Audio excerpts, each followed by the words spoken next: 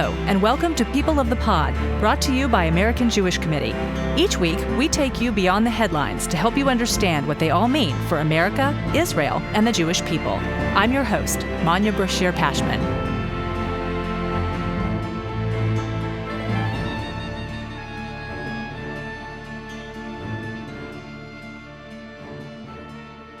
Former Israeli Knesset member Aliza Lavie is the author of 6 books, including the award-winning A Jewish Women's Prayer Book. Her latest, Iconic Jewish Women, 59 Inspiring, Courageous, Revolutionary Role Models for Young Girls, introduces readers to amazing women from Queen Esther to Justice Ruth Bader Ginsburg and others in between, many of whom have been overlooked but offer inspiring tales. My colleague, Alexandra Herzog, is the National Deputy Director of AJC's Contemporary Jewish Life Department, and another amazing woman. She's our guest host this week. She had the honor of speaking with Dr. Lavie. Alexandra, the mic is yours. It's an honor and great pleasure to welcome Dr. Aliza Lavie to People of the Pod today. She's the author of 6 books. I want to especially highlight the 2 latest ones. A Jewish Women's Prayer Book, which won a National Jewish Book Award in 2008, and the latest one that we will be talking about today, Iconic Jewish Women. In many ways, Aliza gives voice to women who have been forgotten from Jewish history, and for that I and so many women are so very grateful. Since this book is about women, I want to make sure we don't forget all the women who are still held hostage by Hamas in Gaza, not just our women, but also the children and the men. May we bring them all back. Okay, let's dive into the conversation. Aliza, welcome to People of the Pod. Thank you so much, Alexandra. It's very interesting that you have focused much of your writing about and for women. Let's also remind our listeners that your academic and professional background show your very long-standing interest in women's issues. During your time in the Knesset, you served as the chair of the Committee on the Status of Women and Gender Equality and the chair of the Committee to Combat Women Trafficking and Prostitution. So let me ask you this. Why this interest? Where does it stem from? I believe in equality, and we need to work for it. We need men and women together to build a society. My grandmother came from Afghanistan together with her husband. It was 1920, many years ago. They came to Jerusalem as a Zionist before Israel was established and became part of Jerusalem. They built and established the Bukharia neighborhood in Jerusalem, very old neighborhood. But my granny, she lost her husband years after, 2-3 years after. And suddenly she found herself without a voice, without a language, and she raised 9 children. At that time, it was the big war just before Israel was established. And my granny knew all the halachic code and all the Torah by heart. And always I asked myself, who taught her? Who gave her the information? And more I became, part of the Israeli society as an officer in the army, in the Israeli army, and later as a lecturer at the university, and later become a parliament member and an activist in Israel. So I found myself asking questions without finding answers. And I say to myself, come on, be part of the tikkun, be part of changing the world. Not because it's women's issue or problems, it's because the society needs men and women together. Otherwise, the society will lose. And more we have our part and position in Israeli society, in the Jewish world, in all of the world, we will build a better world for all of us. I can declare and give lectures about it, but the question is, what are you doing? How you become part of this? So I find myself starting as a social activist, and that time I had a 20 years TV show in the Israeli broadcasting, and I find myself asking questions, bringing more women to the TV show, and you have to see role models around you. And I found that we have a lot of answers, but we need to continue working. Iconic Jewish Women offers readers 59 role models, and you were just now talking about role models. The book was designed as a bat mitzvah gift for girls celebrating their Jewish coming of age, but it's really about discovering one's Jewish identity and Jewish heritage. What is particularly compelling to you about that, about also the bat mitzvah practice in general? I asked myself, what is going on? The big roads, the streets, most of them named after men. How come there is no even one public place in Israel named after Golda Meir? How come? Why is that? And it's not only questions of awareness, it's a question of knowledge and position and role models.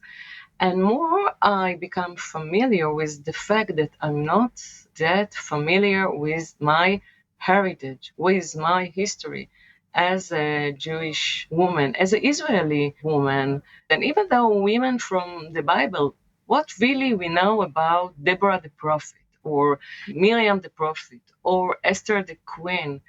Okay, so all of us, and the girls especially, want to be Esther the Queen with a nice dress. But Esther the Queen, she became from beauty queen to a leader. She was the one that told Mordechai, okay, you want me to go to the king without permission? So do something, fast 3 days. And then it was a huge fight between Esther and Mordechai. And Mordechai told her, no, we can't fast 3 days. But she gave him the order, and she was the one that taught him that we should do it to have a future. So suddenly, from a silent woman in the Megillah, she became the leader. And more than that, in the end, she wrote, remember me for the next generation. She knew that women in the future will need her knowledge, her help, her position, her role modeling. So more you became familiar with the presence that our mothers, the women that were here before us, gave to us, so you will become much stronger. And more than that, Alexandra, you can find your only voice in a world that we are living in a very, very challenging time.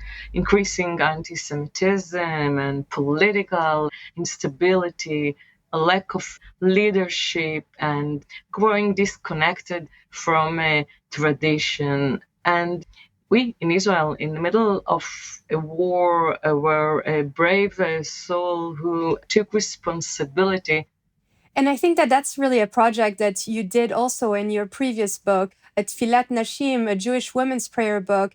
You explore Jewish identities through the rich tradition of women's prayers that is often absent from traditional historical or religious consciousness. Is Iconic Jewish Women in some ways also a project about restoring, reclaiming, and recovering?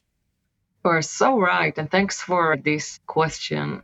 My previous book, my first book, Tfilat Nashim, a Jewish women's prayer book, actually it's a collection of prayers that were written by women. When I start my journey, my research, nobody believed and thought that Jewish women wrote prayers. More than that, some professors wrote Jewish women. They didn't know how to write, or they didn't allow by the spiritual leaders to write, and they didn't know Hebrew or other languages. And always when I find myself as a politician or social activist in a position that I didn't know what to do, I thought what other women did. When you can't find answer to yourself, You have to go and make your own research. And believe it or not, I find ancient prayers. Actually, the most ancient one is from the 13th century, written by Paula, the daughter of Rabbi Abraham in Milan and north of Italy. And actually, Paula, she copied the book. We are talking before the printing press time, and only men were allowed to copy the book because you need knowledge. So when I found this prayer in the end of the book, named Yehuda Ditrani, and she copied it. In the end, she wrote a prayer in Hebrew. Who was Paula? Who taught her Hebrew? Who gave her the thinking that she can add prayer for good days, for redemption, for coming back to Israel? 13th century. And what about us? What about our knowledge and level of Hebrew and the permission to write your own personal prayer? And we are talking 13th century, not our days. So a lot of understanding about our position. Sometimes we think that, in our generation, everything is open and we are brave people. And I suggest that we need to be a little bit modest and bring back knowledge from the past with the tools of our days and continue to tell the story. I was particularly intrigued really by the choice of women that you picked, as well actually as the organizing format of the book. The women are not in chronological order, but rather in alphabetical order. So one of the things that I particularly love about the book is the fact that the reader is asked to actively engage with the content and to add their own stories to a vast historical network of political, scientific, activist, literary, and religious figures. What advice would you give to young women aspiring to make a difference in the world? First of all, think about your dream. About your dream. And don't hesitate. You can make it. You can make it. And find a role model for your life. So, you ask why I put alphabetic. By the way, in Hebrew, it's 71 women, and I hope in the next book to add much more women, or in the technological project that I'm working on. And I invite girls, women, men to add their voice and to use the tools that they are professional with. Remind yourself that one of us can make a story in the TikTok video about Doña Gracia, the richest Jewish woman in the 16th century. She was the one that took control during the Inquisition about her brothers and sister in Spain and Portugal. Who was she? And how come that, she came back to her Hebrew name, Hannah? And what is all about her? And why we are not that familiar with her? Take the opportunity during your bat mitzvah or family dinner to share a little bit, or to ask people and to open a discussion and bring it back. See something new. Go out of your comfortable area and find and bring back and tell your friends and be ambassadors, because it's not a history book, Mom. It's not a history book. And another thing I want to mention, why I chose these amazing women. They didn't plan to be famous. They were in the right time for and chose to be helpful for the Jewish people and the Israeli society. When they found, like Henrietta, Golda, other names in this book, that the people of Israel need their help, or no one did something to stop the issue or to be there, they were there.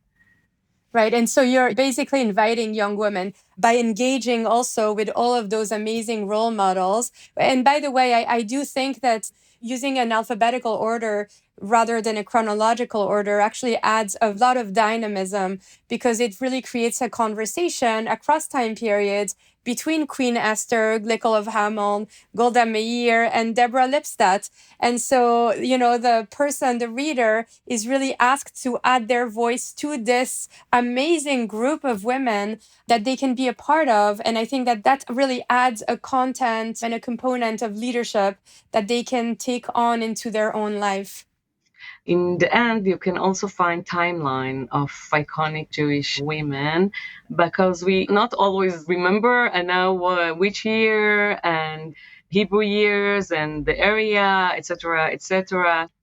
I love that. And so I was wondering, because the book really delves into Jewish identity across continents, across time periods, sewing together different pieces of our history as a people.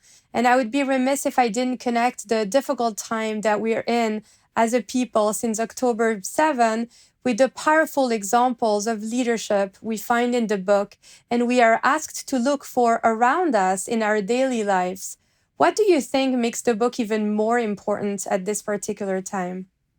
We were very upset to find that a lot of our colleagues in all over the world, in United Nations and in universities, colleagues, I represent the Israeli parliament in the European Council, and I worked very hard together with other colleagues in the Committee of Status of Women in the European Committee, and suddenly when you saw all this blaming and the way that nobody believed in what's happened in October 7 and what Hamas did to our brothers and sisters and the situation and the way the world treats us. And first of all, you feel that you become betrayed. What is going on? Why is that first of all? And the aims are laid out in the document of Hamas, but what about the democratic world? Why is that? And when you saw all of this, I think that first we have to put it in a frame that it's not the first time in our history. It's not the first time. So when you see the story of the Jewish people, and it's maybe sign for us to understand who are we, where are we coming from, and to remember all the difficult time in Egypt when Paro said to the people of Israel that should not have boys, the baby boys, and to kill them. And the fact that brave women, Miriam and her mother, Yocheved, they gave birth to the children and they didn't pay attention to Paro. And they took control about the future of the people of Israel. The men didn't want. And by the way, thanks to them, thanks to these women, the promise of redemption will got from God. And later in the Inquisition, more women took responsibility. And we know it from all the testimonies and all the understanding and women that didn't lost Judaism, didn't lost and become Christian. And when you see the numbers, you see that more men became Christian or left the women together with the children. And later in the Holocaust, we see, and now we are in our days, we see that women, men, of course, brave people around us, men and women, but I see what women did, women that didn't have a choice. They took control. They protect the people. They protect the children. And when Noah Gamani came back from Gaza, thanks to our soldiers, but Noah Gamani, she was the leader of our sister, the soldiers that kidnapped from their basic. And Noah, without any help, she was the one that support. And I can share with you a lot of examples of women that lost their children and are going every day to other family and widows to support, to hug, to give help. The book was published, as you said before, in both English and Hebrew. Of course, Hebrew and English are the languages spoken by the two largest Jewish communities in the world, Israel and the United States. So how do you think that a book like this can contribute to strengthening Jewish peoplehood and conversations in the Jewish world? So knowledge is power. And let's start with our common history. Let's start with our common heritage.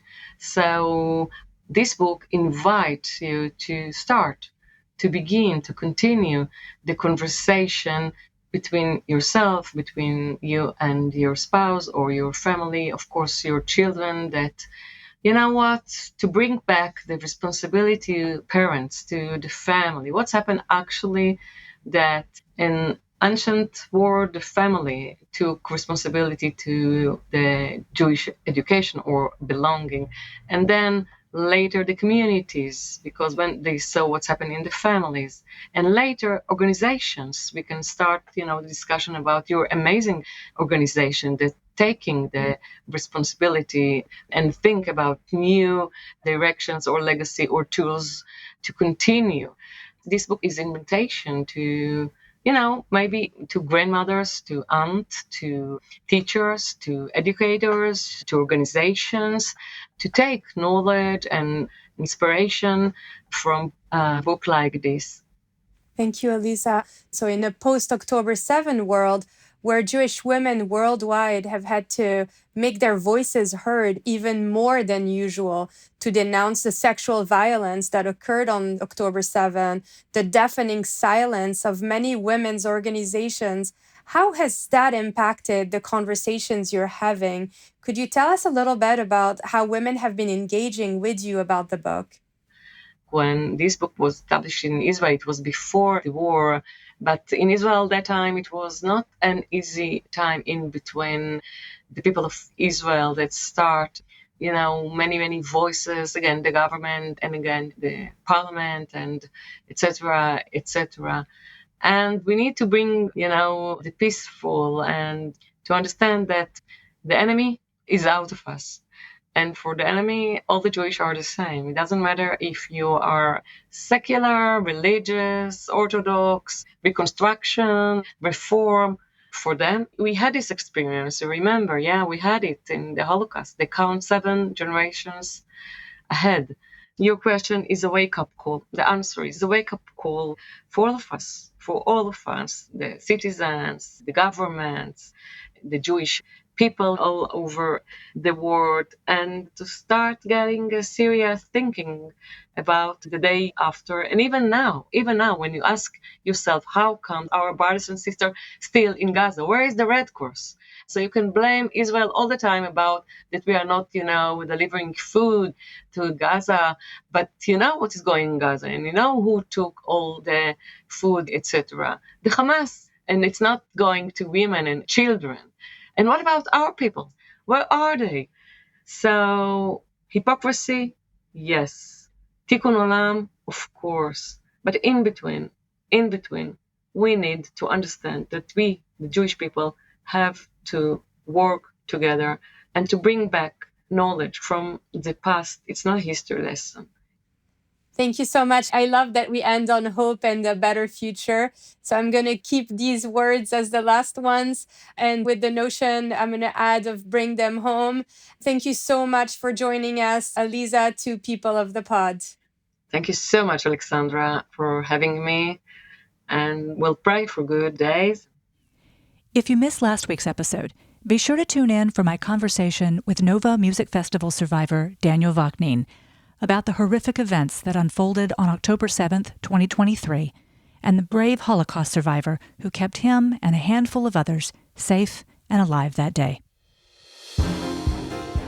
Thank you for listening. This episode is brought to you by AJC. Our producer is Atara Lakritz. Our sound engineer is TK Broderick. You can subscribe to People of the Pod on Apple Podcasts, Spotify, or Google Podcasts, or learn more at ajc.org/peopleofthepod. The views and opinions of our guests don't necessarily reflect the positions of AJC. We'd love to hear your views and opinions or your questions. You can reach us at peopleofthepod@ajc.org. If you've enjoyed this episode, please be sure to tell your friends, Tag us on social media with hashtag #PeopleOfThePod, and hop on to Apple Podcasts to rate us and write a review to help more listeners find us. Tune in next week for another episode of People of the Pod.